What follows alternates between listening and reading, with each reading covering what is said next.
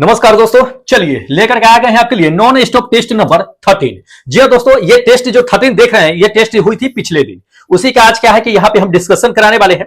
Plus इस test में जितने भी लोगों ने पार्टिसिपेट किया है, जितने भी लोगों ने टेस्ट दिया है, उन सबका एक एक करके हम स्कोर कार्ड देखेंगे, उनका नंबर देखेंगे कि किसने कितना आज नंबर लेकर के आया है। ठीक है, तो दोस्त अगर आप भी एनटीपीसी या ग्रुप डी की अगर तैयारी करना चाह रहे हैं तो जीके जीएस के लिए चैनल को सब्सक्राइब कर सकते हैं। ठीक है, यहीं पे आपको क्या होगा कि डिस्कशन वीडियो मिलेगा। ठीक है, और अगर टेस्ट में पार्टिसिपेट करना चाहते हैं एनटीपीसी के लिए या ग्रुप डी के लिए, तो दोस्त आप भी टेस्ट में क्या कर सकते हैं कि पार्टिसिपेट कर सकते हैं। कैसे टेस्ट देना है ये आपको लास्ट में बता देंगे, जितने भी क्वेश्चन है उसको डिस्कस कराने के बाद। तो पहले क्या कर लेते हैं कि जितने भी क्वेश्चन डाले गए थे टेस्ट में उसको हम डिस्कस करा देते हैं, फिर उसके बाद जो है आपको हम क्या करेंगे कि बता देंगे कि आप टेस्ट में कहां से पार्टिसिपेट कर सकते हैं। ठीक है, तो फिलहाल क्या कर लेते हैं कि देख लेते हैं। देखिए टेस्ट में जो होता है ना दोस्त, 40 क्वेश्चन दिए जाते हैं। 40 क्वेश्चन टेस्ट में रहते हैं, जिसमें जीएस के आधे क्वेश्चन रहते हैं, आधे जो होते हैं वो स्टैटिक जीके और जीके के लिए रहता है। ठीक है, तो बहुत इंपॉर्टेंट क्वेश्चन डाले जाते हैं। क्वेश्चन जो होते हैं वो चुन करके एनसीईआरटी से इस टेस्ट में आपको प्रोवाइड कराई जाती है। आपको पता ही है कि एनसीईआरटी से ही जो है सारे क्वेश्चन जो है आपकी बार जो है एग्जाम में पूछा भी गया था, तो आप लोगों के लिए काफी बेनिफिट होगा। इसलिए चैनल सब्सक्राइब कर लीजिएगा और टेस्ट से जरूर ज्वाइन हो जाइएगा। ठीक है, चलिए फिलहाल देरी नहीं करते हैं, जितने भी क्वेश्चंस है डाले गए थे टेस्ट में उसको एक एक करके हम देख लेते हैं। फिलहाल अभी क्या कर लेते हैं, देख लीजिए ये जीएस के क्वेश्चन है। जीएस के पहले देख लेते हैं क्वेश्चन। आपको बता दिए कि जीएस के आधे क्वेश्चन रहते हैं, आधे जो होते हैं स्टैटिक जीके और जीके के क्वेश्चन रहते हैं। ठीक है, तो जीएस के क्वेश्चन पे पहले हम फोकस करते हैं, उसको डिस्कस करा देते हैं, फिर बता देंगे आपको टेस्ट कहां से दे सकते हैं। देखिए ये क्वेश्चन नंबर पहला है टेस्ट का, जीएस का। इसमें क्या कहा गया है कि जब कोई पिंड पृथ्वी की ओर अगर स्वतंत्र रूप से गिर रही है तो उसकी कुल ऊर्जा में क्या परिवर्तन होगा, ये हमें जानना है। ठीक है, उसकी कुल ऊर्जा क्या होगी। देखिए दो तीन तरह से ये क्वेश्चन पूछे जाते हैं। पहला क्वेश्चन तो ये चीजें आपको दे देगा कि जो ये क्वेश्चन दे दिया कि कोई पिंड अगर पृथ्वी की ओर स्वतंत्र रूप से गिर रहा है तो उसका टोटल यानी कुल एनर्जी में क्या हो सकता है।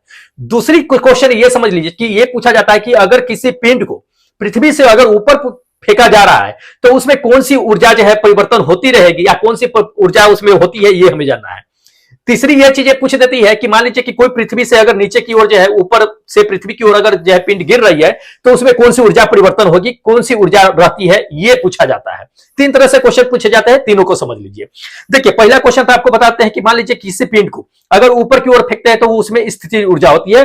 वो जितना ऊपर जाएगा उतना क्या होता है कि स्थिति ऊर्जा का मान बढ़ते चला जाता है और एक मैक्सिमम पॉइंट आता है जहां पे क्या होता है कि वो रुक जाता है और रुकने के बाद पिंड क्या होता है कि वहां से नीचे फॉल करना शुरू कर देता है, मतलब नीचे गिरना शुरू कर देता है। तो जहां से रुकता है वहां पे उसकी स्थिति ऊर्जा खत्म हो जाती है। वहां से क्या होता है कि नीचे की ओर गिरना शुरू करती है, तो वहां से शुरू हो जाती है उसकी गतिज ऊर्जा और गतिज ऊर्जा जो है बढ़ती चली जाती है, स्थिति ऊर्जा घटती चली जाती है।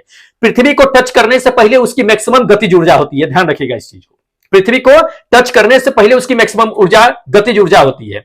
अब ये कुल ऊर्जा क्या होती है, कुल ऊर्जा ये चीजें होती है कि स्थितिज ऊर्जा और गतिज ऊर्जा दोनों को अगर जोड़ देते हैं हम तो ये मेरा क्या होता है कि कुल ऊर्जा होती है। उसी कुल ऊर्जा के बारे में ये क्वेश्चन पूछा जा रहा है कि पृथ्वी की ओर अगर कोई स्वतंत्र रूप से पिंड गिर रही है तो उसकी कुल ऊर्जा क्या होगी।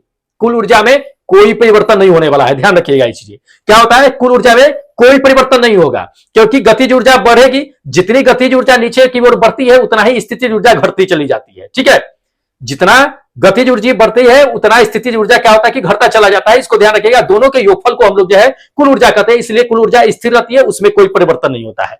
तो अकॉर्डिंग टू क्वेश्चन ये फोर्थ नंबर आपका आंसर क्या होगा कि बिल्कुल करेक्ट आंसर होगा। ठीक है, जिसने भी फोर्थ नंबर मारा होगा दोस्त बिल्कुल सही मारे हैं आप। चलिए अगला क्वेश्चन आपको दिखा देते हैं, देख लीजिए। ये सेकेंड नंबर टेस्ट का क्वेश्चन है। क्या कहा गया है ये चीजें कि लेजर एक युक्ति है जिसके द्वारा उत्पन्न की जाती है। तो क्या उत्पन्न किया जाता है ये जानना है। देखिए लेजर के द्वारा जो होता है ना दोस्त, उद्दीपन उत्पन्न किया जाता है। क्या उद्दीपन, ध्यान रखना है ये चीजें। ये आपका क्या होगा कि फोर्थ नंबर आंसर बिल्कुल करेक्ट होगा कि लेजर की मदद से उद्दीपन उत्पन्न किया जाता है। ठीक है, चलिए थर्ड नंबर क्वेश्चन देखिए कि रेडियो सक्रियता की खोज जो है किस वैज्ञानिक ने सबसे पहले किया था, हमें यह जानना है। देखिए दो तीन तरीके से ये भी क्वेश्चन पूछे जाते हैं।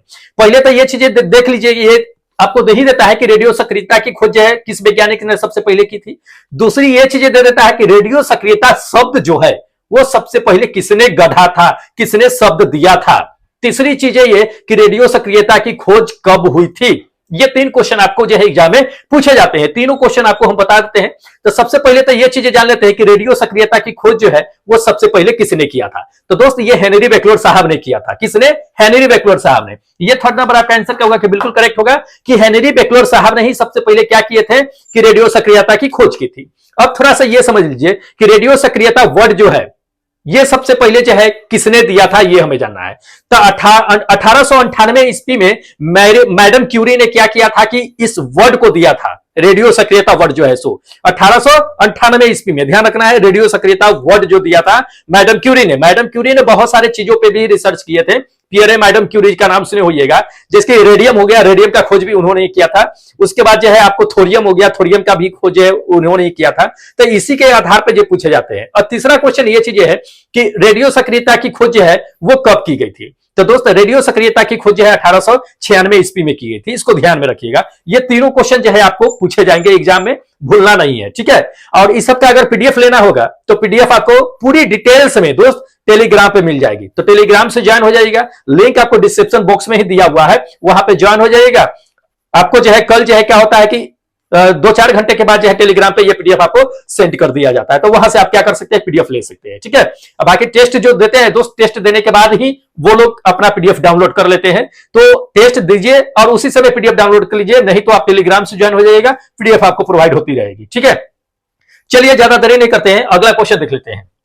अगला नंबर देख लीजिए। अगला नंबर ये क्वेश्चन आपको दे दिया कि परमाणु शक्ति संयंत्र जो होता है वो किस सिद्धांत पे काम करती है, हमें यह जानना है, ठीक है। परमाणु शक्ति संयंत्र जानते हैं ना, जहां पे बिजली उत्पन्न की जाती है, परमाणु शक्ति संयंत्र, वहां पे कहता है कि वो जो होता है वो किस सिद्धांत पे काम करती है, हमें जानना है।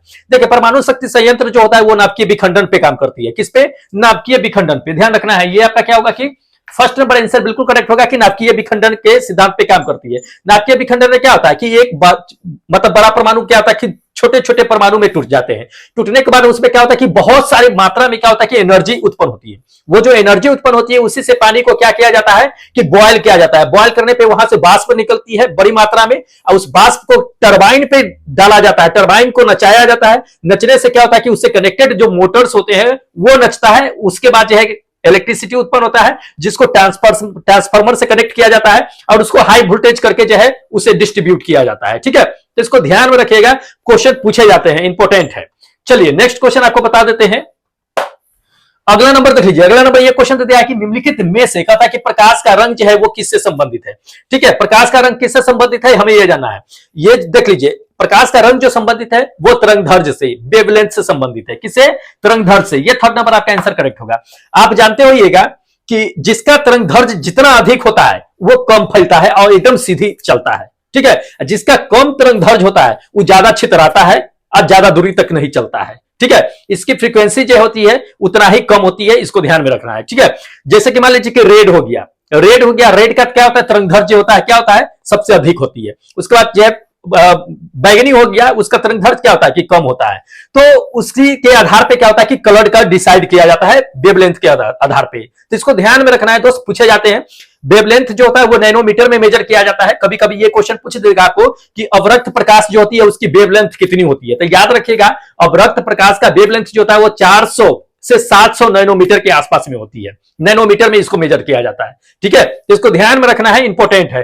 तरंगदैर्घ्य की ऐसा यूनिट भी पूछ देता है तो मीटर होता है, क्योंकि यह रेंज को मेजर करता है। नैनोमीटर तो क्या होगा, मीटर में मेजर करता है, लेंथ में होता है, तो मीटर इसका ऐसा यूनिट होता है, पूछ देता है कभी कभी। चलिए अगला नंबर देख लीजिए। अगला नंबर ये क्वेश्चन आपको दे दिया है कि मानव शरीर का साधारण तापमान कितना होता है। तो जनरली जो मनुष्य का बॉडी का टेम्परेचर होता है वो कितना होता है, हम लोग अच्छी तरह से जानते हैं कि 98.6 डिग्री फ़ारेनहाइट के आसपास में होती है, ठीक है। 98 के आसपास में ही रहती है। 98.6 जो हम लोग क्या है कि पढ़े हुए हैं कि उतना फ़ारेनहाइट होता है। लेकिन अगर डिग्री सेल्सियस की बातें कर लेगा तो इसमें से डिग्री सेल्सियस में कितने टेम्परेचर होते हैं ह्यूमन बॉडी का, तो 98.6 फ़ारेनहाइट जो होता है वो लगभग 37 डिग्री के आसपास में होती है। कितने? लगभग 37 डिग्री के आसपास में। तो इसमें से देख लीजिए जो लगभग 37 डिग्री के आसपास में है वही आपका करेक्ट आंसर होगा। तो ये सेकेंड नंबर आपका आंसर क्या होगा कि बिल्कुल करेक्ट होगा, 36.9 डिग्री सेल्सियस। ये ह्यूमन बॉडी का नॉर्मल टेम्परेचर है, ठीक है। चलिए अगला नंबर देख लीजिए। अगला नंबर ये क्वेश्चन दे दिया है कि क्रायोजेनिक जो होता है वो किससे संबंधित होता है। हम लोग अच्छी तरह से जानते हैं कि क्रायोजेनिक ईंधन का इस्तेमाल जो किया जाता है वो रॉकेट में या जेट में किया जाता है, ठीक है, क्रायोजेनिक ईंधन। लेकिन क्रायोजेनिक होता क्या है, इंजन तो हम लोग जानते हैं या ईंधन उसमें इस्तेमाल किए जाते हैं ये भी जानते हैं, लेकिन क्रायोजेनिक होता क्या है दोस्त? क्रायोजेनिक जो होता है, जान लीजिए ये चीजें कि बहुत लो टेम्परेचर वाली चीजें होती है, उसमें बहुत लो टेम्परेचर कंप्रेस्ड करके गैसें भरी जाती है, तो उसे लो टेम्परेचर से हम लोग क्या करते हैं कि देखते हैं क्रायोजेनिक का मतलब ये चीजें होता है। ठीक है, ये सेकंड नंबर आपका आंसर करेक्ट होगा। इसमें जो रॉकेट विकेट ऊपर जाता है अंतरिक्ष में ना, उसमें क्या होता है कि हाइड्रोजन ऑक्सीजन ये सभी क्या होता है कि काफी लो टेम्परेचर पे जो है उसको उसमें जो है भर दिया जाता है। ठीक है, अब उसका टेम्परेचर आखिर होता कितना है, तो लगभग आसपास में जान लीजिए कि 120 केल्विन से नीचे होता है, 120 केल्विन से नीचे होता है उसका टेम्परेचर। तो इसको ध्यान में रखिएगा, कभी कभी ये पूछ देते हैं, इंपॉर्टेंट है। चलिए अगला नंबर देख लीजिए। अगला नंबर ये क्वेश्चन दे दिया कि रेडियोधर्मी कहता है कि वस्तुओं को किस पात्र में रखना चाहिए, यह हमें जाना है। देखिए रेडियोधर्मी जो वस्तु होते हैं या पदार्थ होते हैं उसको किस में रखना चाहिए ताकि वह उससे रिएक्ट ना करे, क्योंकि रेडियोधर्मी जो होता है ना वो काफी डेंजरस होता है। ठीक है, ऐसे हम नहीं रख सकते ना, तो वो हवा से भी क्या होता है कि रिएक्ट कर सकता है। रेडियोधर्मी पदार्थ की हवा को भी जो है क्या कर सकता है कि जो है डेंजरस बना सकता है, इसलिए ऐसे खुले नहीं रखते हैं। उसको क्या किया जाता है कि शीशा में रखा जाता है। ठीक है, ये आपका फर्स्ट नंबर आंसर करेक्ट होगा कि उसको शीशा में रखा जाता है, शीशे में रख करके छोड़ नहीं दिया जाता है। जो रेडियो नाभिकीय विखंडन होता है तो रेडियोधर्मी पदार्थ जो बचते हैं अवशेष के रूप में, बेकार पदार्थ के रूप में, उसको क्या किया जाता है कि शीशा में रखा जाता है। और शीशा में रख के ऐसे ही बाहर नहीं छोड़ दिया जाता है, शीशा में रखा जाता है। उसका कंक्रीट सीमेंट जानते होइएगा, कंक्रीट सीमेंट से उसको क्या किया जाता है, अच्छी तरह से जो है पैक कर दिया जाता है, मतलब जमा दिया जाता है अंदर में पूरा। उसके बाद जो है उसको स्टील बॉडी से भी पैक कर दिया जाता है और जमीन के अंदर 18 से 20 फीट तक के अंदर उसको रखा जाता है। ठीक है, तो ऐसे रेडियोधर्मी पदार्थ को नहीं छोड़ा जाता है क्योंकि वो खतरनाक साबित हो सकता है। तो इसको ध्यान में रखना है, सबसे पहले उसको शीशा में पैक करते हैं क्योंकि शीशा रिएक्ट नहीं करता है उससे। चलिए अगला नंबर देख लीजिए। अगला नंबर ये क्वेश्चन दे दिया कि रेनिन का स्त्राव जो होता है वो किसके द्वारा होता है, हमें यह जानना है। तो इन चारों में से देख लीजिए, बता दीजिए कि रेनिन का स्त्राव जो होता है वो किसके द्वारा होता है। दोस्त सही आंसर बताना है। देखिए करेक्ट आंसर जो होगा, जो लोग टेस्ट दिए होंगे उन्हें पता होगा कि क्या है क्या नहीं है। कुछ लोग तो गलत भी मार दिए हैं, खैर हम आपको सही बता देते हैं कि रेनिन का स्त्राव जो होता है वो किडनी से होता है। किससे? किडनी से। ये आखिर कब स्त्राव होता है ये रेनिन, रेनिन है क्या ये भी थोड़ा सा जान लीजिए। देखिए रेनिन जो होता है एक तरह का एंजाइम होता है। क्या होता है? एक तरह का एंजाइम होता है। ये क्या करता है कि ब्लड प्रेशर को कंट्रोल करने का काम करता है। किसे? ब्लड प्रेशर को कंट्रोल करने का काम करता है। जैसे कि मान लीजिए कि शरीर में, ठीक है, अगर ब्रिक को यानी किडनी को ये चीजें लगेगा कि नहीं, ये जो 120/80 आप देखते हैं सिस्टोलिक डायलोसिस्टिक, वो क्या होता है कि देखेगा कि अगर कम ज्यादा हो रहा है तो ये क्या करता है कि वहां से स्त्राव करने लगता है रेनिन, अब उसको क्या करता है कि कंट्रोल करने का काम कर लेता है। तो वही स्त्राव जो है मान लीजिए कि आपके शरीर के अंदर नहीं हो रहा है, तो वही क्या होता है कि आपके 120/80 जो सिस्टोलिक स्टोलिक जो देखने के लिए मिलता है वो आपका उतार चढ़ाव होता है, जिसकी वजह से high blood pressure low blood pressure हो जाता है। तो उसके लिए आपको मेडिसिन दिया जाता है जो आपके किडनी से ये आपका रेनिन एंजाइम जो है स्त्राव करता है, फिर वो बॉडी को क्या करता है, ब्लड प्रेशर को कंट्रोल करने का काम करता है। ठीक है, तो ये चीजें होता है, इंपॉर्टेंट है, पूछे जाते हैं। चलिए अगला नंबर देख लीजिए। अगला नंबर ये क्वेश्चन दे दिया कि किस विटामिन को दोस्त हार्मोन भी कहा जाता है, ये जानना है। देखिए किस विटामिन को हार्मोन के नाम से जानते हैं दोस्त? विटामिन डी को। किसे? विटामिन डी को हम हार्मोन भी कहते हैं। ये थर्ड नंबर आपका आंसर करेक्ट होगा कि विटामिन डी को हार्मोन भी कहा जाता है, एक तरह का हार्मोन भी होता है। अब कैसे हार्मोन होता है? आप तो कहिएगा कि नहीं विटामिन तो विटामिन होता है, वो हार्मोन कैसे काम करेगा? तो जान लीजिए ये चीजें कि विटामिन डी जो हम लोग क्या करते हैं सूर्य से प्राप्त करते हैं, या कई ऐसे भोज्य पदार्थ होते हैं जिसे खाने से हमें क्या होता है कि विटामिन डी प्राप्त होता है। जैसे कि मछली के यकृत में जो तेल होता है विटामिन ए या डी दोनों पाया जाता है, तो उससे भी यह होता है कि हम लोग खा लेते हैं तो चलो ठीक है, उससे जो हमें प्राप्त हो जाता है। विटामिन डी क्या काम करता है? अगर आपके बच्चों के शरीर में या किसी के शरीर में अगर विटामिन डी की कमी हो जाता है तो क्या होता है? रिकेट्स नाम का बीमारी हो जाता है, हड्डी उड्डी कमजोर हो जाता है। तो हड्डी को मजबूत करने में यह काम करता है विटामिन डी जो करता है सो। ठीक है, सुबह का जो धूप होता है उसको लेना चाहिए, उसमें क्या होता है कि विटामिन डी की भरपूर मात्रा होता है। ठीक है, इसलिए जो देखते होइएगा कि धूप में जो बच्चे खेलते हैं ज्यादा देर तक के, उसके हड्डी काफी स्ट्रांग होते हैं। इसलिए बच्चों को कभी भी सुबह में खेलने से मना नहीं करना चाहिए, वो सुबह के एक्सरसाइज होता है और विटामिन डी जो होता है उसके भरपूर मिलते रहते हैं। इसलिए बच्चों को धूप में छोड़ना चाहिए, बिल्कुल छोड़ना चाहिए। जन्म के बाद देखते हुइएगा बच्चों को धूप में छोड़ा जाता है। चलिए ये चीजें बात अलग हो गई। तो विटामिन डी आखिर जो है कब जो होता है वो हार्मोन की तरह काम करता है। तो देखिए ये जिगर जो होता है, किडनी जो होता है, ये क्या करता है? विटामिन डी को जो होता है वो हार्मोन में कन्वर्ट करने का काम करता है। कौन? जिगर और गुर्दा यानी कि किडनी, ये काम करता है विटामिन डी को हार्मोन में कन्वर्ट करने का काम। तो इसको ध्यान में रखिएगा, विटामिन डी ही सिर्फ एक ऐसा है जो हार्मोन भी है। ठीक है, पूछे जाते हैं ये क्वेश्चन। चलिए अगला नंबर देख लीजिए, अगला नंबर ये क्वेश्चन दे दिया है कि जूल प्रति केजी किस भौतिक राशि का ऐसा ही मात्रक है, हमें यह जानना है। देखिए जूल प्रति केजी जो होता है वो अनहित जो है उष्मा का होता है, मतलब इन हॉट हीट कहिए उसका जो है एसआई मात्रक होता है जूल प्रति केजी। ये थर्ड नंबर आपका आंसर क्या होगा कि बिल्कुल करेक्ट होगा। ठीक है, चलिए अगला क्वेश्चन आपको दिखा देते हैं। देख लीजिए मनुष्य में क्या होता है ना कि मनुष्य आमतौर पे उससे क्या होता है कि हिचकी आने लगता है। तो हिचकी जो होती है उसमें आखिर होता क्या है हमें ये जानना है, उसमें किसका मेन रोल होता है हिचकी में, ये हमें जानना है। ठीक है, देखिए जब भी आप हिचकी लेते हैं या कोई भी हिचकी लेते हैं तो उसका मेन रोल उसमें जो होता है वो डायफ्राम का होता है। क्या होता है? डायफ्राम का। ध्यान रखना है, ये आपका फर्स्ट नंबर आंसर बिल्कुल करेक्ट होगा कि हिचकी में डायफ्राम का सबसे बड़ा रोल होता है। क्यों होता है? तो जब आप खाना खाते रहते हैं या पानी पीते रहते हैं तो उसी के साथ क्या होता है कि हवा आपके अंदर में चली जाती है।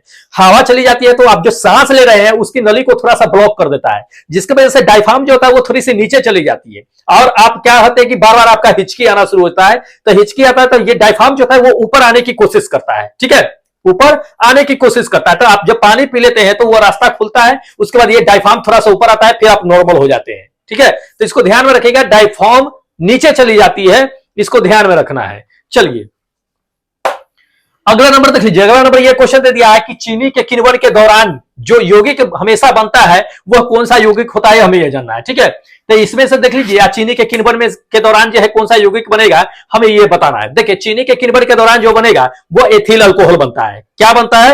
Ethyl alcohol. ध्यान रखना है, ये सेकंड नंबर आपका आंसर करेक्ट होगा कि चीनी के किण्वन के दौरान एथिल अल्कोहल बनता है। इंपॉर्टेंट है, पूछे जाते हैं। चलिए अगला नंबर देख लीजिए, अगला नंबर ये क्वेश्चन दे दिया है कि ये सेकेंड पेंडुलम का आवर्त काल क्या होता है, मतलब एक आवर्त में कितने सेकेंड होते हैं पेंडुलम में, यह जानना है। तो पेंडुलम जब दो बार ऐसे करेगा ना तो उसमें 2 सेकेंड में एक आवर्त गिना जाता है पेंडुलम का। कितना? 2 सेकेंड बराबर एक आवर्त काल होता है पेंडुलम का। ध्यान रखना है ये चीजें।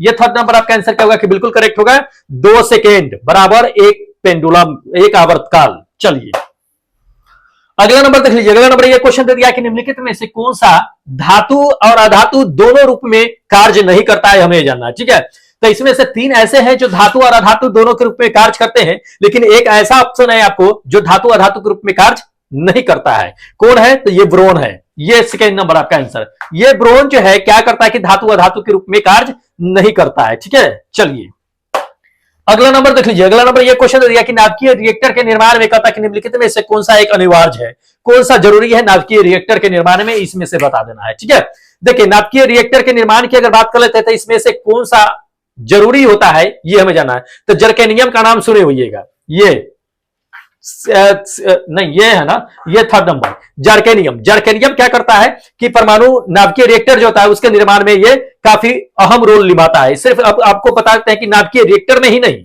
नाभिकीय रिएक्टर की बातें नहीं कर रहे हैं, आपको हम बताते हैं कि लैंप का जो फिलामेंट बनता है उसमें भी, उसके बाद जान लीजिए कि जेट का जो इंजन होता है उसमें भी, और ऐसे बहुत सारे जो है अंतरिक्ष शटल होते हैं उसमें भी जर्केनियम का बहुत अहम रोल होता है। ठीक है, तो उस सबके निर्माण में भी जो है जर्केनियम इंपॉर्टेंट है। चलिए अगला नंबर देख लीजिए, अगला नंबर यह क्वेश्चन दिया है कि कुलीज नलिका का प्रयोग जो है दोस्त किसके उत्पन्न करने के लिए किया जाता है, हमें यह जानना है। तो ये 4 ऑप्शन दे दिया है, 4 ऑप्शनों में आपको बता देना है कि कुलीज नलिका का प्रयोग जो है किसके उत्पन्न के लिए किया जाता है, यह जानना है। ठीक है, देखिए कुलीज नलिका का जो उपयोग किया जाता है वो किसके प्रयोग के लिए, प्रयोग में उत्पन्न करने के लिए किया जाता है, एक्स किरण के। किसके?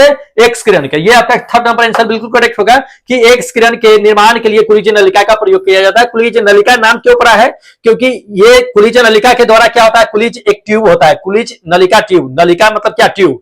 उसका यूज जो होता है वो क्या होता है कि कैंसर के उपचार में किया जाता है। ये विलियम जो है कुलीज के नाम पे ही रखा गया था, और ये इसका रूप जो है जान लीजिए कि मतलब कि इसका खोज है 1913 ईस्वी के आसपास में जो है किया गया था विलियम कुलीज के द्वारा। ठीक है, तो उन्होंने ही अपने नाम पे इसका नाम रख दिया गया था। ठीक है, चलिए अगला नंबर देख लीजिए, अगला नंबर ये क्वेश्चन दे दिया है कि जल का अधिकतम घनत्व जो होता है वो कितना होता है। तो हम लोग अच्छी तरह से पढ़े हुए हैं कि जल का मैक्सिमम डेंसिटी जो होता है, अधिकतम घनत्व जो होता है वो 4 डिग्री सेल्सियस पे होता है। कितना? 4 डिग्री सेल्सियस पे। ये 4 डिग्री सेल्सियस से नीचे जाइएगा, ऊपर जाइएगा तो ये चीजें जान लीजिए कि उसका घनत्व जो होता है वो कम जाता है। ठीक है, कितना होता है? कम जाता है। तो इसको ध्यान में रखिएगा, 4 डिग्री सेल्सियस पे जल का मैक्सिमम घनत्व होता है। चलिए अगला नंबर देख लीजिए, अगला नंबर ये क्वेश्चन दे दिया है कि निम्नलिखित में से कहता है कि कौन सा समुद्री बंदरगाह नहीं है। ठीक है, तो ये जो है आपका क्या है कि ये जीके के क्वेश्चन है। ठीक है, देख लीजिए ये जीके के क्वेश्चन है। वैसे ऑप्शन इसमें आपको दिखाई नहीं दे रहा है क्योंकि ये जीके के है, कोई नहीं। यहां से क्या होता है कि जीके शुरू होता है, तो जीएस के क्वेश्चन को आपको हमने बता ही दिया है। ये अब यहां से क्या करेंगे कि स्टैटिक जीके और जो है जीके के क्वेश्चन को हम क्या करेंगे कि डिस्कस कराएंगे।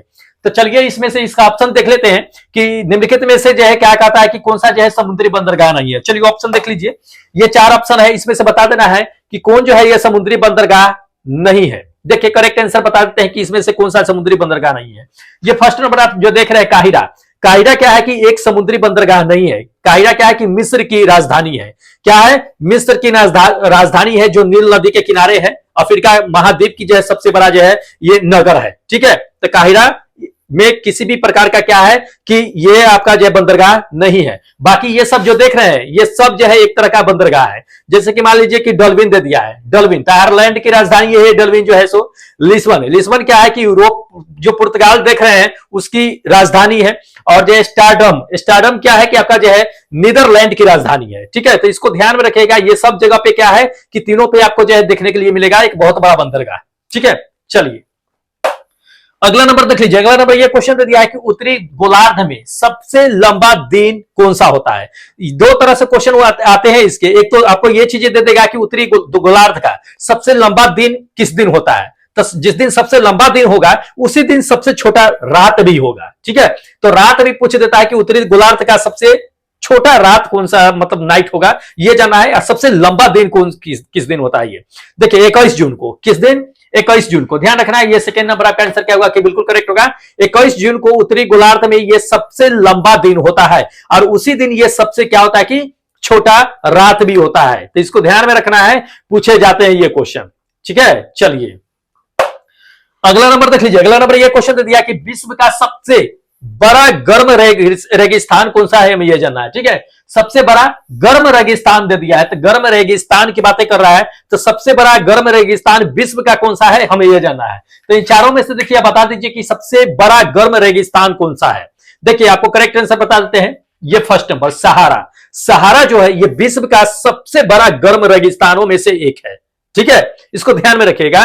और वैसे जान लीजिए कि अगर देखा जाए मरुस्थल के फील्ड में तो ये तीसरा सबसे बड़ा मरुस्थल है। पहला तो अटलांटिक में आता है, दूसरा अंटार्कटिका में आता है, तीसरा ये सहारा है, तीसरे नंबर पे आता है। ठीक है, अब ये गर्म रेगिस्तान जो है आपको बताते हैं कि 10 देशों के रूप में जो है ये फैला हुआ है।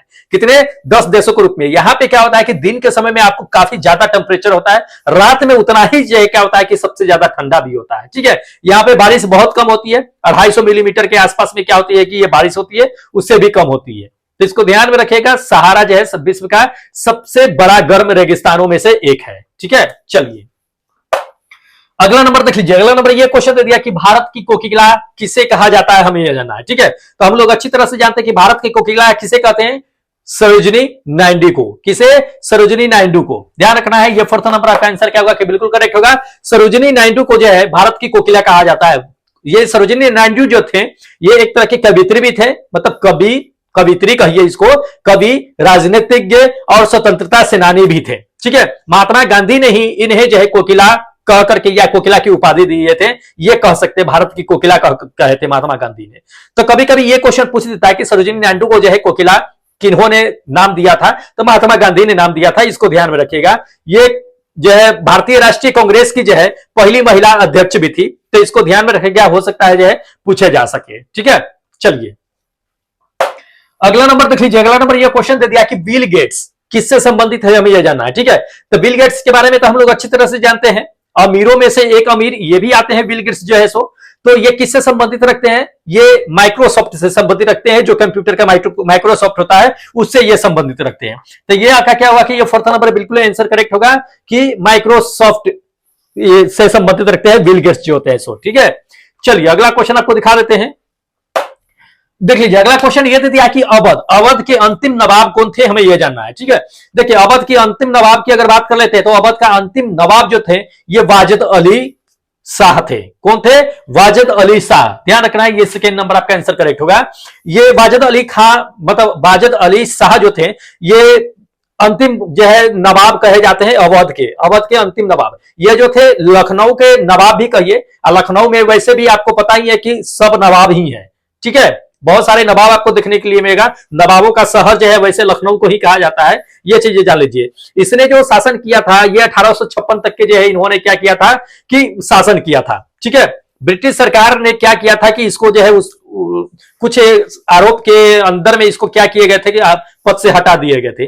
वैसे ये चीजें जान लीजिए कि ये बहुत बड़े रईस थे, और एक तरह से कहिए कि रईस ज्यादा जो होते हैं आपको पता ही है कि किस तरह के होते हैं, हर चीज से भरपूर रहते हैं, हर चीज का जो है सेवन करते हैं। लेकिन ये ऐसे आदमी थे जो कभी भी जो शराब होता है उसको कभी भी हाथ नहीं लगाए थे।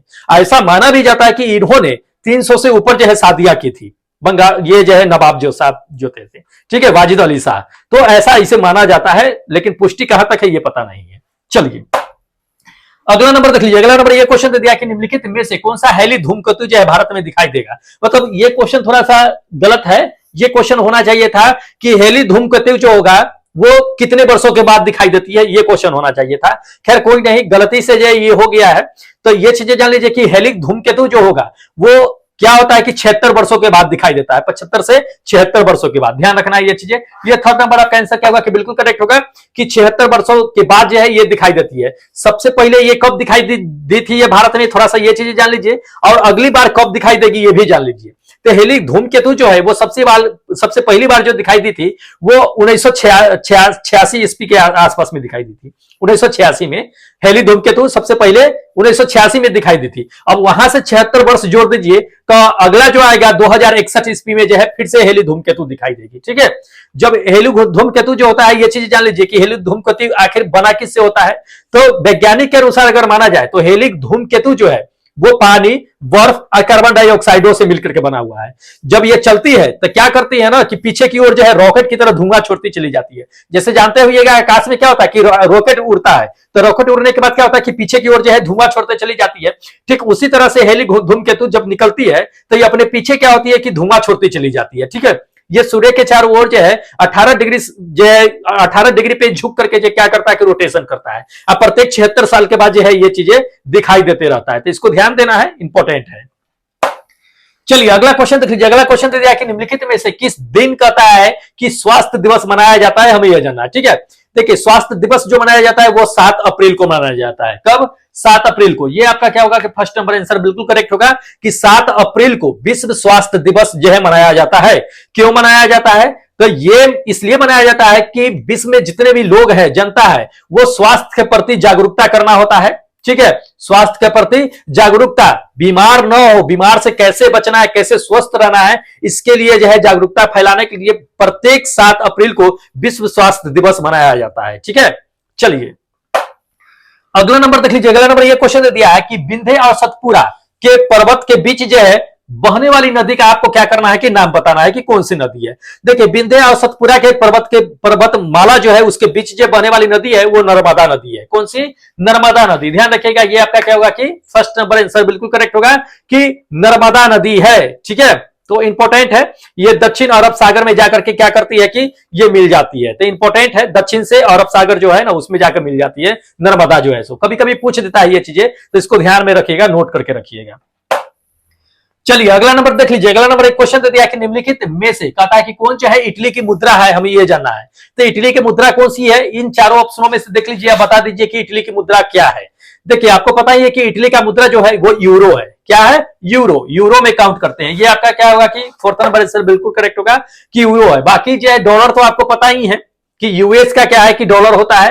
हाँ तो इंपॉर्टेंट है, पूछे जाते हैं, इस सबको ध्यान में रखना है।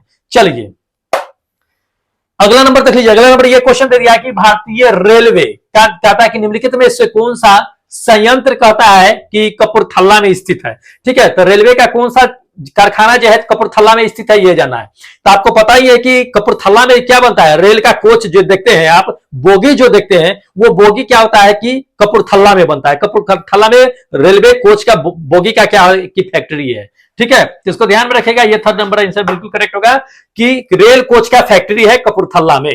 चलिए अगला नंबर देख लीजिए। अगला नंबर ये क्वेश्चन दे दिया कि सर्वोच्चम वीरता पुरस्कार जो होता है वो कौन सा होता है।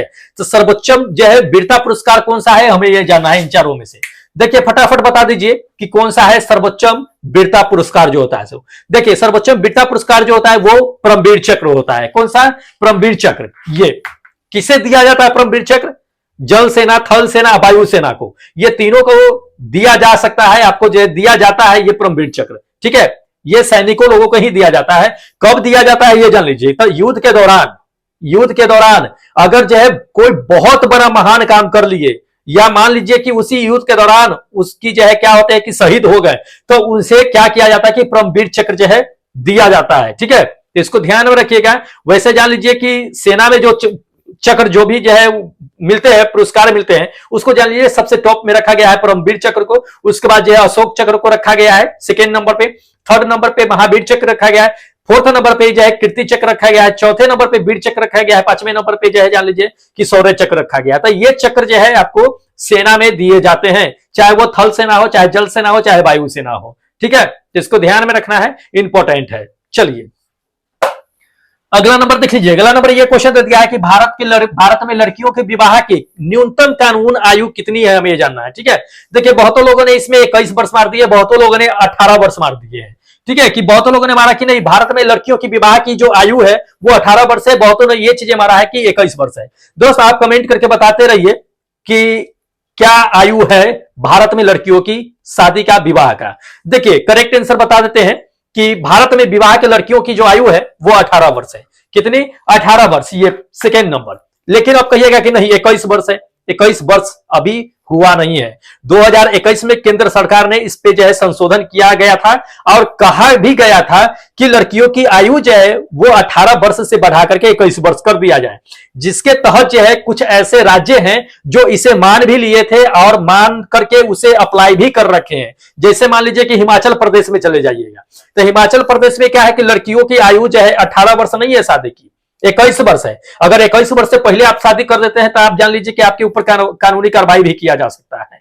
ठीक है, तो हिमाचल प्रदेश, कुछ ऐसे राज्य हैं जहां पे 21 वर्ष है, लेकिन भारत के अकॉर्डिंग अगर देखा जाए तो इस पे अभी संशोधन ही चल रही है, पूरी तरह से लागू नहीं हुई है, तो ये 18 वर्ष ही है। क्या है? 18 वर्ष ही इसे मार सकते हैं, सेकेंड नंबर। ठीक है, चलिए अगला क्वेश्चन दिखा देते हैं। अगला नंबर देखिए, अगला नंबर ये क्वेश्चन दे दिया कि सती प्रथा को समाप्त किसने किया था। तो इन चारों में से बता दीजिए कि सती प्रथा को समाप्त किसने किया था। ठीक है, देखिए आपका करेक्ट आंसर बता देते हैं, न इन्होंने किया, ना इन्होंने, ना कि नहीं इन्होंने। ऑप्शन आपका करेक्ट होगा कि इनमें से कोई नहीं, इनमें से किसी ने भी सती प्रथा को समाप्त नहीं किया था। सती प्रथा को समाप्त किसने किया था?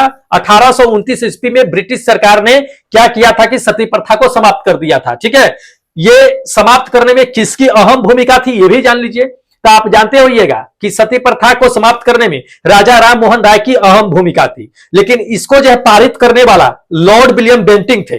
उन्होंने सबसे पहले, लॉर्ड विलियम बेंटिंक ने ये चीजें जो है रेगुलेशन पास किया था कि सती प्रथा नहीं होनी चाहिए।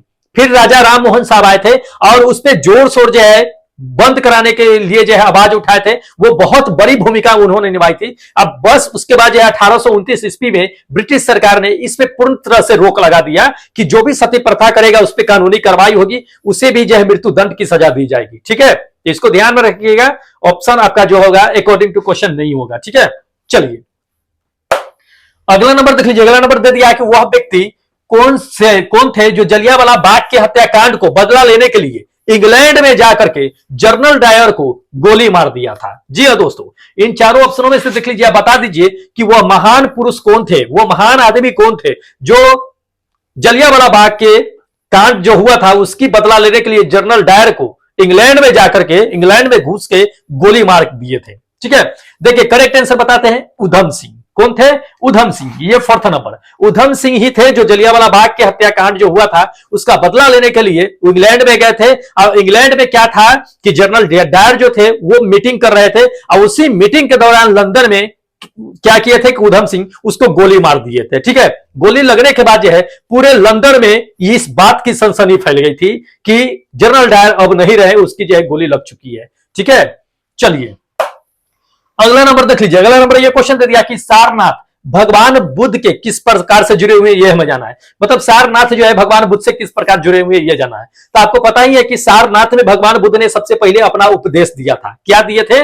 उपदेश दिया था उन्होंने, सबसे पहला उपदेश। ये आपका फोर्थ नंबर आंसर क्या होगा कि बिल्कुल करेक्ट होगा। ये सारनाथ कहां पड़ता है? उत्तर प्रदेश में बनारस के एक गांव में आपको ये देखने के लिए मिलेगा। ठीक है, जो लोग उत्तर प्रदेश से हैं आपको पता ही होगा। चलिए अगला नंबर देख लीजिए, अगला नंबर कहता है कि राष्ट्रपति जो होते हैं वो अपना त्याग पत्र जो होता है, रेजिग्नेशन जो होता है, वो किसे देते हैं, हमें यह जाना है। देखिए, राष्ट्रपति जो होता है अपना रेजिग्नेशन जो होता है वो किसे देते हैं, उपराष्ट्रपति को।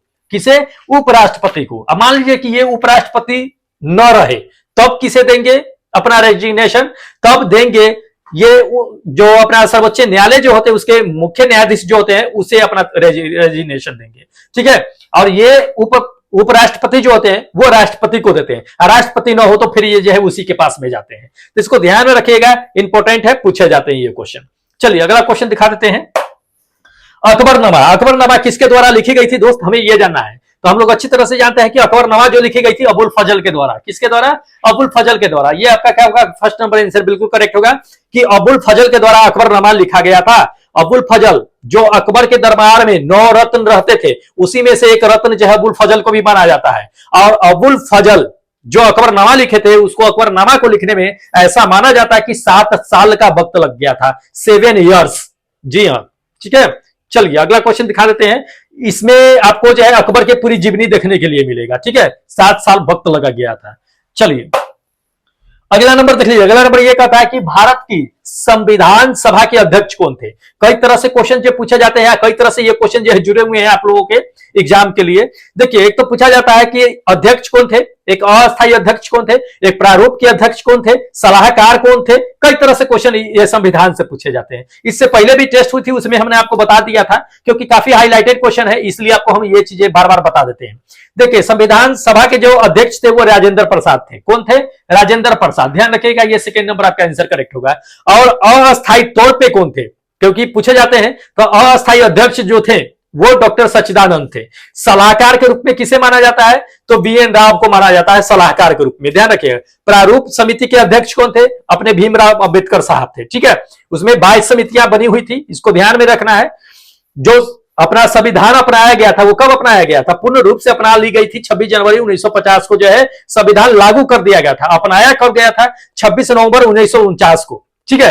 तो 26 नवंबर 1949 ईस्वी को जो है अपनाया गया था, मतलब कि संविधान को मान लिया गया था कि चलो ठीक है, इसे अपना संविधान बनाया जाए।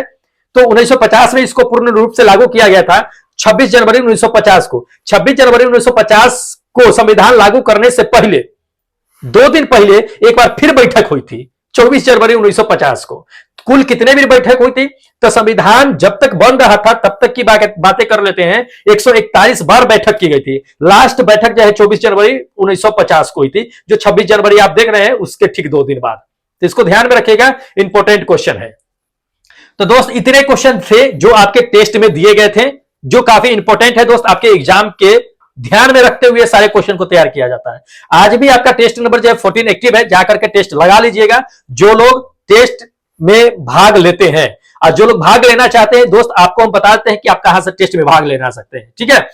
और चैनल जो लोग सब्सक्राइब नहीं किए दोस्त, चैनल सब्सक्राइब कर लीजिएगा, बेल आइकन को जरूर ऑन कर लीजिएगा। चलिए आपको बता देते हैं कि आप टेस्ट कहां से दे सकते हैं। देखिए, इस एप्लीकेशन को देख लीजिए, ईआरसीबी सर के नाम से। क्या है, ईआरसीबी सर है। इसको ये ईआरसीबी सर के नाम से एप्लीकेशन जो है प्ले स्टोर पे है, गूगल प्ले स्टोर पे, वहां पे ये सर्च कीजिएगा, एप्लीकेशन आ जाएगा, इसको डाउनलोड करिएगा। और यहीं पे क्या होगा कि आपको एनटीपीसी ग्रुप डी के लिए नॉन स्टॉप टेस्ट देखने के लिए मिलेगा। और नॉन स्टॉप टेस्ट ही परचेज कीजिएगा, कोई दूसरा मत कीजिएगा। नॉन स्टॉप टेस्ट आपके एग्जाम तक के ये टेस्ट चलेगा, इसलिए नॉन स्टॉप टेस्ट ही परचेज कीजिएगा। बार बार ये चीजें हम आपको कहते हैं, ठीक है। चलिए अब क्या करते हैं कि जितने भी लोगों ने टेस्ट में पार्टिसिपेट किए हैं उसको हम क्या करते हैं कि रैंक और स्कोर कार्ड देख लेते हैं कि किसी ने कितना नंबर लेकर के आया है, ठीक है। चलिए तो सबसे पहले एनटीपीसी वालों का देख लेते हैं। देख लीजिए, ये एनटीपीसी वालों का है। क्या है, एनटीपीसी वालों का नॉन स्टॉप टेस्ट में जो पार्टिसिपेट किए हैं उन सभी का रिजल्ट है। तो एक बार देख लेते हैं। आज जो पहले नंबर पे कौन है, विश्वजीत भाई है, जो नंबर 1 पे बने हुए हैं। दूसरे नंबर की अगर बात कर लेते हैं तो ये कुलदीप भाई है। तीसरे नंबर पे अगर देख लेते हैं तो ये विक्रम है। चौथे नंबर पे अगर देख लेते हैं तो ये पंकज दास है। 5वें नंबर की अगर बात कर लेते हैं तो ये रागिनी है। 6ठे नंबर की अगर बात कर लेते हैं तो सोनू राम है। 7वें नंबर की अगर बात कर लेते हैं तो दोस्त ये नुसरत खातून है। 8वें नंबर की अगर बात कर लेते हैं तो ये मनीष है। उसके बाद जो है 9वें नंबर की अगर बात कर लेते हैं तो नेहा कुमारी है। 10वें नंबर की अगर बात कर लेते हैं तो दोस्त ये अनूप राज है। 11वें नंबर की अगर बात कर लेते हैं तो 11वें नंबर पे कौन है, देख लीजिए, ये अपना जो है कौन है, सुनील है। सुनील है, ये 11वें नंबर पे है, ठीक है। तो अभी और लोग हैं जो काफी लोगों ने क्या किया कि टेस्ट में पार्टिसिपेट किए हैं। चलिए 12वें नंबर पे देख लीजिएगा कि प्रमोद सैनी है। उसके बाद 13वें नंबर की अगर बात कर लेते हैं तो सुदीप है। उसके बाद 14वें नंबर की अगर बात कर लेते हैं तो दिनेश चौधरी है। 15वें नंबर की अगर बात कर लेते हैं तो ये कमलेश कमलेश कुमार है। उसके बाद जो है आपका 16वें नंबर पे देख लेते हैं तो ये पंकज है। 17वें नंबर की अगर बात कर लेते हैं तो 17वें नंबर पे ये सचिन कुमार है। 18वें नंबर की अगर बात कर लेते हैं तो ये अंजलि है। उसके बाद जो है 19वें नंबर की अगर बात कर लेते हैं तो देख लीजिए 19वें नंबर पे आपका जो है ये शशि मौर्य करके है। उसके बाद जो है 20वें नंबर की अगर बात कर लेते हैं तो ये मृत्युंजय भाई है। उसके बाद 21वें नंबर की अगर बात कर लेते हैं तो ये कुमुद रंजन भाई है। उसके बाद 22वें नंबर की अगर बात कर लेते हैं तो ये सुमन है जो 22वें नंबर पे है। बहुत अच्छा है दोस्त, इसी तरह से टेस्ट में पार्टिसिपेट करते रहिए। चलिए उसके बाद देख लीजिएगा आपका 24वें नंबर पे 23वें नंबर पे जो बने हुए हैं दोस्त ये कौन है, विजय पाल है। उसके बाद 24वें नंबर की अगर बात कर लेते हैं तो अमोद राज है। उसके बाद जो है 25वें नंबर की अगर बात कर लेते हैं सुशील राज है। उसके बाद जो है आपका 26वें नंबर की अगर बात कर लेते हैं तो कमेश करके है, ये कमेश करके है, ये क्या है कि 26वें नंबर पे। 27वें नंबर की अगर बात कर लेते हैं तो अमृता है। 28वें नंबर की अगर बात कर लेते हैं तो ललन यादव है। 29वें नंबर की अगर बात कर लेते हैं तो ये पन्नेलाल प्रसाद है। उसके बाद 30वें नंबर की अगर बात कर लेते हैं तो राजीव यादव। उसके बाद 31वें नंबर की अगर बात कर लेते हैं तो मोहन भाई है। उसके बाद जो है 32वें नंबर की अगर बात कर लेते हैं तो अंकित झा है। उसके बाद 33वें नंबर की अगर बात कर लेते हैं तो 33वें नंबर पे देख लीजिएगा, 33वें नंबर पे आपका क्या है कि सुनील पाल साहब है। ठीक है, सुनील पाल साहब 33वें नंबर पे बने हुए टेस्ट में। चलिए हाँ 33वें के बाद देख लीजिएगा 34वें नंबर की अगर बात कर लेते हैं तो हरिमोहन भाई है। उसके बाद 35वें नंबर की अगर बात कर लेते हैं तो ये बिरजू चंद है। उसके बाद जो है 36वें नंबर की अगर बात कर लेते हैं तो रवि शंकर है। उसके बाद 37वें नंबर की अगर बात कर लेते हैं तो ये बबलू है। 38वें नंबर की अगर बात कर लेते हैं तो सुमन है। उसके बाद 39वें नंबर की अगर बात कर लेते हैं तो ये मोहन कुमार है। उसके बाद जो है 40वें नंबर की अगर बात कर लेते हैं तो ये प्रिया है। प्रिया जो है ये 40वें नंबर पे बनी हुई है। बहुत अच्छा है, प्रिया टेस्ट में गायब रहती है, थोड़ा सा जो है कंटिन्यूटी बना करके रखो। ठीक है, चला जाए अब देख लेते हैं हम ग्रुप डी वालों का, जो लोग नॉन स्टॉप टेस्ट में पार्टिसिपेट किए हैं। तो नॉन स्टॉप में ग्रुप डी वालों का देख लीजिएगा, ये नॉन स्टॉप में ग्रुप डी वालों का जो है ये रिजल्ट है। देख लीजिए पहले नंबर की अगर बात कर लेते हैं तो ये श्वेता कुमारी है जो पहले नंबर पे। दूसरे नंबर पे कौन है कि मृत्युंजय भाई है जो दूसरे नंबर पे है। तीसरे नंबर की अगर बात कर लेते हैं तीसरे नंबर पे कौन है कि काजल कुमारी है। चौथे नंबर की अगर बात कर लेते हैं तो बिट्टू राज है। 5वें नंबर की अगर बात कर लेते हैं तो अंजलि कुमारी है। 6ठे नंबर की अगर बात कर लेते हैं तो तन्नू आर्या है। वाह, लड़की तो परचम लहरा रखी है, लड़कियों का तो जलवा चलता है, लड़के लोग तो पता नहीं कहां गायब रहता है। चलिए उसके बाद देख लीजिएगा 7वें नंबर की अगर बात कर लेते हैं तो देख लीजिएगा कि सोहन लाल है। 8वें नंबर की अगर बात कर लेते हैं तो मोहम्मद आसिफ भाई है। उसके बाद 9वें नंबर की अगर बात कर लेते हैं तो अनुज कुमार है। 10वें नंबर की अगर बात कर लेते हैं तो मुकेश राम है। उसके बाद 11वें नंबर की अगर बात कर लेते हैं तो अर्जुन कुमार है, अर्जुन भाई है।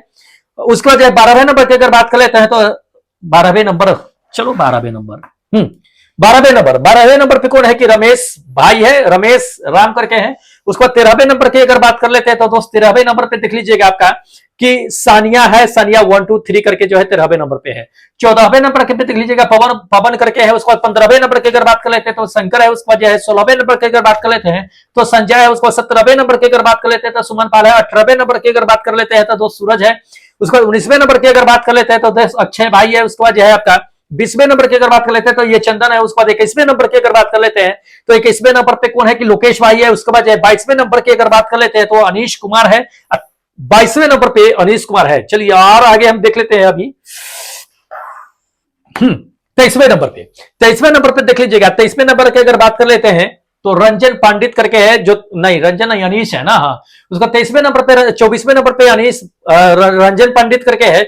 उसके बाद 25वें नंबर पे देख लीजिएगा अंजय कुमार करके है। उसको 26वें नंबर की अगर बात कर लेते हैं तो हरि किशन है। उसको 27वें नंबर की अगर बात कर लेते हैं, अच्छा 27वें पे हरि किशन है। 26 पे जो कौन है कि भरत राम करके है, ये है। 28वें नंबर की अगर बात कर लेते हैं 28वें पे देख लीजिएगा कि राकेश यादव करके है। 29वें नंबर की अगर बात कर लेते हैं दोस्त तो 29वें नंबर पे जो आज बने हुए हैं दोस्त आकाश यादव करके है। उसको जो है 30वें नंबर की अगर बात कर लेते हैं तो 30वें नंबर पे श्री राम करके है। उसको जो 31वें नंबर पे देख लीजिएगा लखन है। उसको जब 32वें नंबर की अगर बात कर लेते हैं तो ये राहुल है। उसके बाद 33वें नंबर की अगर बात कर लेते हैं तो 33वें नंबर पे जो बने हुए अली राजा भाई है। कौन है? अली राजा भाई, बहुत अच्छा है, 33वें नंबर पे है। 34वें नंबर की अगर बात कर लेते हैं 34वें नंबर पे रागनी है। उसको जो 35वें नंबर की अगर बात कर लेते हैं तो ये जितेंद्रा है। उसको जो 36वें नंबर की अगर बात कर लेते हैं तो ये मोहन भाई। उसको 37वें नंबर की अगर बात कर लेते हैं तो ये कौन है? रघुवीर है ना, रघुवीर है। चलो ठीक है। उसके बाद 38वें नंबर की अगर बात कर लेते हैं अशोक सैनी। उसके बाद जो है 39 नंबर की अगर बात कर लेते हैं तो ये आपका बापू राम करके है, उसके बाद जो है आपका 40 नंबर की अगर बात कर लेते हैं 40 नंबर पे, तो 40 नंबर पर मुकेश राम करके है, ठीक है, महेश राम करके है। तो दोस्त इतने लोगों ने क्या किया है कि टेस्ट में पार्टिसिपेट कर लिए हैं। तो दोस्त अगर आप भी टेस्ट देना चाहते हैं तो क्या कीजिए कि चैनल को सब्सक्राइब कर लीजिए, या जाकर के जो एप्लीकेशन हमने बताया है उसे जाकर के अपने फोन में इंस्टॉल कीजिए, या जाकर के फटाफट टेस्ट लगाइए, क्योंकि वक्त नहीं है दोस्त अब टाइम पास करने का, ठीक है। इसलिए वक्त रहते तैयारी कर लीजिए, थोड़ा थोड़ा पढ़िए, मजे लेके पढ़िए। जैसे खाने पे चटनी चाट करके मजा लिया जाता है खाने के स्वाद का, उसी तरह से एग्जाम का भी मजा जो है दोस्त एकदम हल्का हल्का पढ़ करके लेने में आता है। इसलिए देरी मत कीजिए, जाकर के चैनल सब्सक्राइब कीजिए, बेल आइकन को ऑन कीजिए, और जो एप्लीकेशन बताया है उसे इंस्टॉल कीजिए, जाकर के परचेज कीजिए टेस्ट को, और जाकर के टेस्ट लगाइए डेली। यहां पे डेली आपको देखने के लिए मिलेगा टेस्ट। चलिए अब हमें क्या कीजिए कि दोस्त की इजाजत दे दीजिए, क्योंकि फिल्म मिलेंगे हम एक नए प्रैक्टिस सेट के साथ। तब तक जय हिंद दोस्तों।